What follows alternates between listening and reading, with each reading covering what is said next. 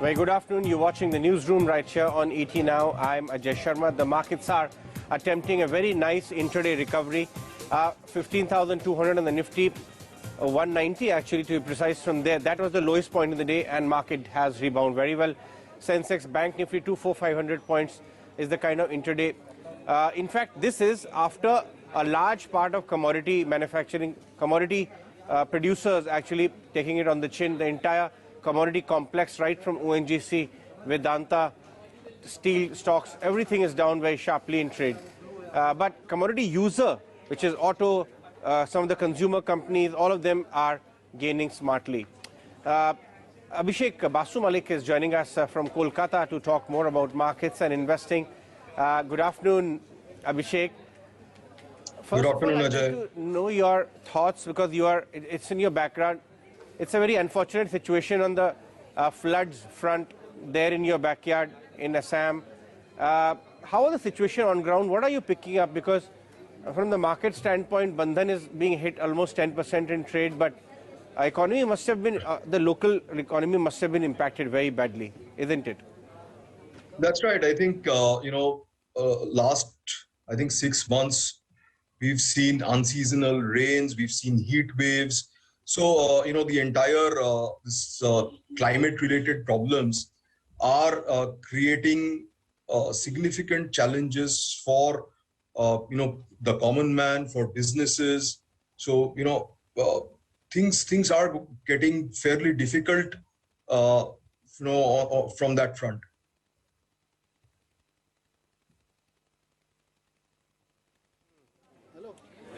Abhishek, how are you looking at the big fall in the entire commodity-related stocks? Because, I was talking to somebody about it that in commodity or cyclicals, you have to get fearful before everybody else gets fearful. Otherwise, there is no escaping. And that seemed to be the case right now. I mean, stocks are down 8-10% and people thought that commodities are in a multi-decade super bull run. But that argument is hit a brick wall of slowdown. Yeah, absolutely. And you absolutely hit the nail on the head. You have to, get in and get out at the right times in cyclicals, in commodities. Because by the time you realize that something is going wrong, stock prices are already down 10, 15, 20, 30%. And most of the time, exactly like you said, if you see every bull run in a commodity, you will find that the narrative gets created that, this time it's different. This time we will see, XYZ reason, China is slowing down. So hence steel will continue or something or the other. But history has taught us that that is never the case because commodities will, the demand supply will match out at some point in time. Prices going up will reduce demand. And that is how it is always.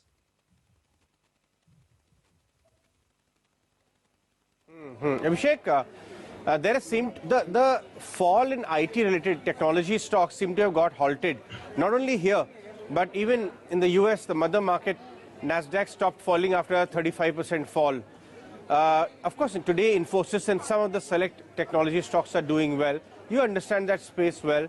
Do you think the argument that growth will get impacted very big time is largely baked into the IT stocks pricing or not yet? See, two parts to your question. One is IT services. I think there will be a significant amount of hit if US slows down significantly, which apparently, from all data point, it looks like US is going to slow down, already slowing down. It might get into a recession. If that happens, a lot of IT service companies are going to get hit. What typically happens is you will see some amount of projects, especially keeping the lights on kind of projects continuing, but new big projects get halted because people then start questioning the ROI. What tends to continue doing well are sectors or industries which are impacted by regulatory hurdles. So basically financial companies, banks, etc., where there are changes which are mandated by the regulator. Those kinds of changes in IT systems needs to continue, and those sectors or companies which support those sectors tend to do well. So you'll have to be very stock specific in terms of which company caters to which particular market, and take that accordingly.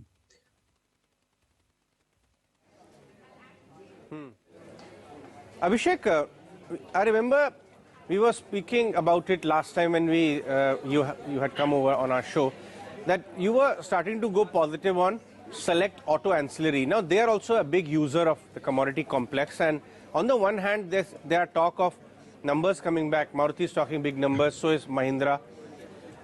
Unmet demand, and then on the other hand their margins are cushioned because of the fall in commodities.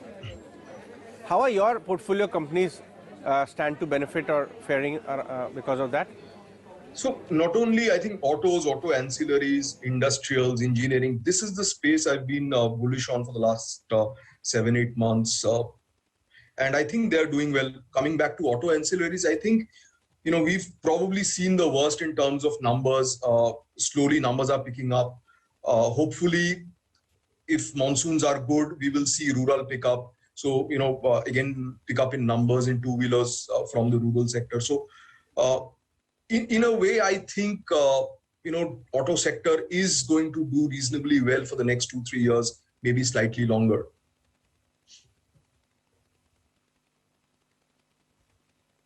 All right. Talk to us about where else are you looking for value to deploy additional funds? What are you researching these days, or have you been reading? So see, main thing that we need to understand right now, at least what I'm feeling, is we've seen a market regime change. Now, what that means is last couple of years, due to liquidity, it was a phase where momentum was doing very well. Very high quality was doing well. Last 6-7 months, we've seen a change in regime, and we've started seeing value factors play out better, mean reversion strategies play out better. So the focus has to be on those areas where prices are still reasonable. So if you look at industrials, if you look at capital goods, if you look at engineering, if you look at say real estate and real estate ancillaries, auto ancillaries, these are spaces where prices are still reasonable. Market can do go up and down maybe in the next 2-3 months. I think next couple of months or few months may be difficult, but I think Indian economy, the numbers look very solid. So my sense is that if you look at sectors where there is fundamental growth, where there is valuation comfort, you'll tend to do better than chasing high quality, high price kind of stocks right now.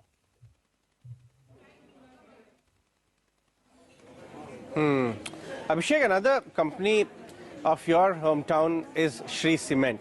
Over the weekend, they have announced a 2,500 crore capex in Andhra Pradesh. It's first in that region, the first plant.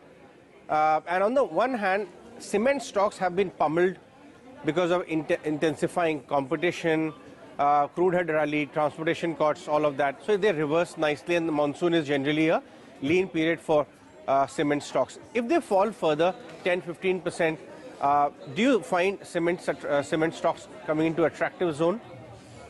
Yeah, I think if you look at some of the larger players, top say 4-5 players, a lot of them have come down to fairly attractive valuations. Some of them are closer to replacement cost. So that's actually a decent place to look at. Considering the fact that a lot of infrastructure plans are there, highways are getting built.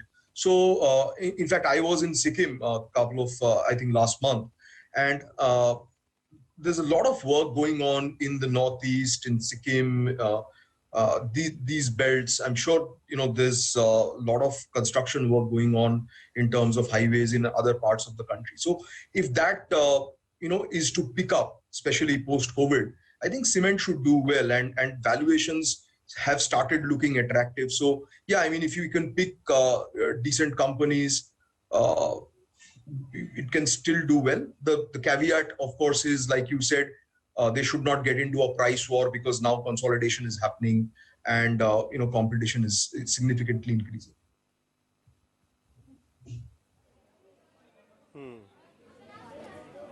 Let's talk about the banking space then. Over the weekend, we did see some data coming in which shows that the banking sector credit growth is back at a 3-year high of 13%. And even in the quarter gone by, PSUs as well as private did pretty well on NIM front, growth front. In a rising rate scenario also, it's good for them. Which are the financial stocks which you like? So, see, basically financials is a place which I've been tweeting also, that if you look at the numbers that have been coming out for the last couple of weeks, credit growth to commercial, projects have started going up. MSME credit growth has picked up. So fundamentally things are looking good. The excesses have nearly gotten out of the system. We need to just see what will happen with these last 2 years of COVID situation. But more or less, I think bank balance sheets are much better than what they were 5 years back. The best thing, in my opinion, for me, banking, we need to be very, very careful, because these are leveraged businesses by itself. So you should be looking at primarily the well-managed, bigger, more conservative banks or NBFCs. So that is where I would look at, look at the large private players, even maybe the larger one or two of the largest PSUs, where management, you get management comfort, and where the lending is conservative. So that's where we should be focusing on in the banking space. It looks to me that next 5 years or so, or at least for a significant amount of time, banking should start turning around. Right. Abhishek, the other commodity user complex is the the engineering and mid-tier kind of capital goods, if not very large ones. They're also doing very well in the last couple of days. They've started witnessing buying. Which are the ones you like? I'm talking example like bearing companies, some of the mid-tier capital goods providers, which are input providers to larger capital good kind of theme. Because there are early signs that CapEx is starting to chug along, isn't it? Yeah, absolutely. If you look at the PLI schemes, things will start picking up now, because now we're more or less getting out of the COVID situation, fingers crossed. But the once things pick up, you will find that the entire cap goods space picking up. You will find gears doing well. You will find bearings doing well. You will find abrasives doing well. So everything will start picking up. In that space, I like the fast-moving industrial goods, FMIG, if I may call it that, where you are basically looking at consumables kind of space, or where you have maybe 2-3 players in a market. Where it could be gearboxes or abrasives or bearings. These kinds of spaces where there is significant amount of mind share or market share by individual companies.